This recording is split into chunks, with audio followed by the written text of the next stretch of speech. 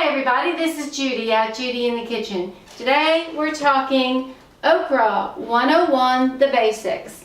As usual, I do have some notes in front of me. There's a lot to be said about okra, but you don't need to worry about copying things down because I have a link to my notes down in the description box where you can go straight to them on my blog site, copy them out for your own personal use, whatever that is. There's a lot of information in these notes, so you may want to go ahead and do that. About okra. Okra is a member of the mallow family and is grown in tropical or warm climates.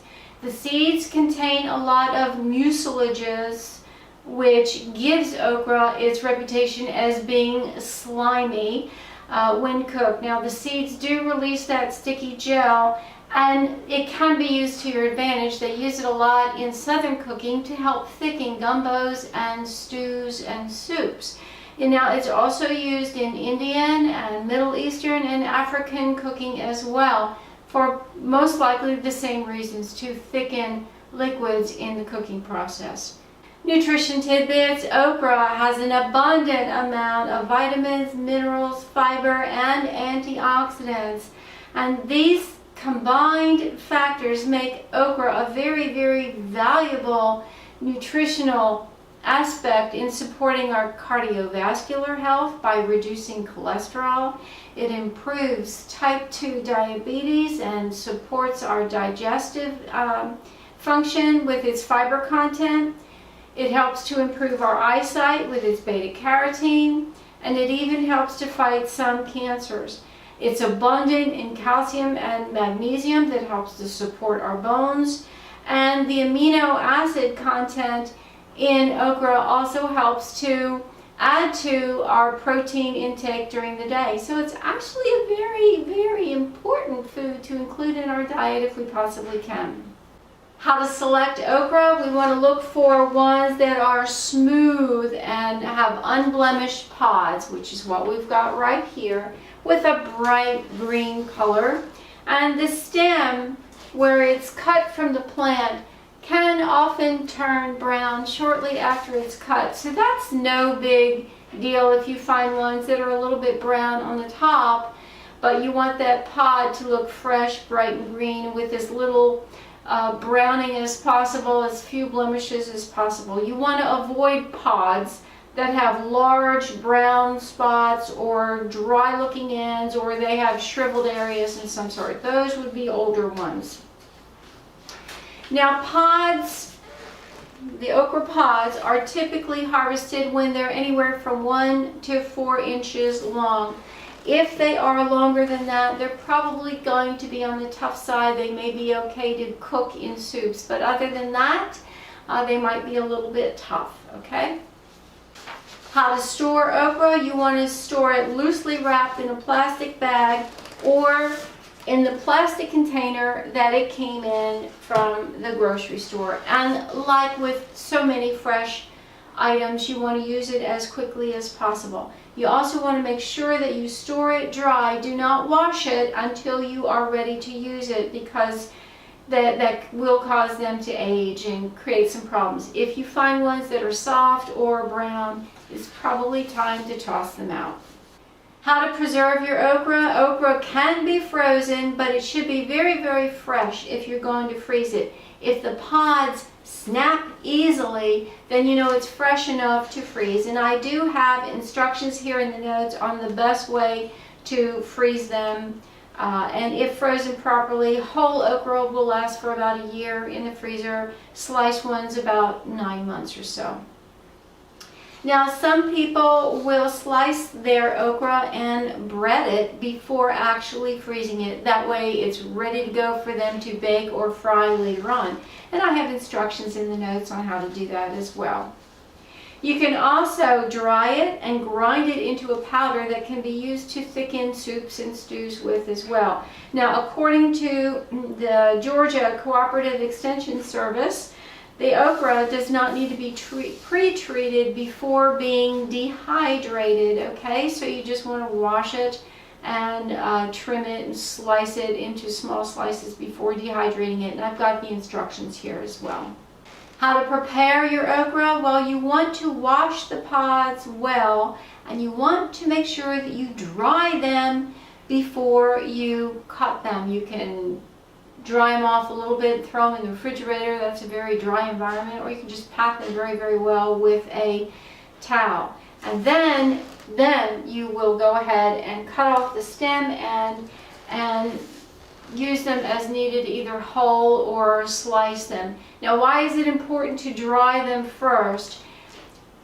If you cut them when they are still wet, that gel is going to come in contact with that liquid and it will enhance the release of that gel, and you may have a kind of a sticky mess on your hands. So it's best to just dry them off first after you wash them before you cut them in any way, shape, or form. Cooking and serving methods. Okra can be eaten raw, it can even be pickled, but more often it's going to be cooked rather than eaten raw. And as stated earlier, it's great to add to soups and stews as a thickening agent, but it can also be roasted, boiled, steamed, battered and fried, sauteed, and even grilled. Now, I have some tidbits in here, some pointers if you want to reduce the gel or the quote slime. I don't like that word in here when we're talking about food. But if you want to reduce that gel, I've got tidbits in here on how to do that. One of them, quick cooking methods like with little water or sauteing or grilling, frying, does help to make it more crispy rather than gelatinous. And some cooks recommend soaking it in vinegar and water for a half hour to an hour before cooking it. And some chefs will suggest using lemon juice or apple cider vinegar or even tomatoes, some sort of acid in with your cooking to help minimize the release of that gel when you're cooking with it. Otherwise, you can embrace the slime or the gel if you want to thicken soups or stews. Add it to it and it will do a great job for helping to thicken them out. And I have some instructions in the notes here on how to boil, steam, and grill your okra. I also have some serving ideas which sound pretty interesting to try out, and they're in the notes. I won't go into them. You can read them for yourselves. One of them is even how to make a salad with blanched okra. It actually sounds pretty good. Then I have some tips, including this one in particular. Do not cook okra in cast iron, tin, copper, or brass pans because the metals will tend to discolor the okra. It'll still be edible, but it may not look very appealing when you get done with it.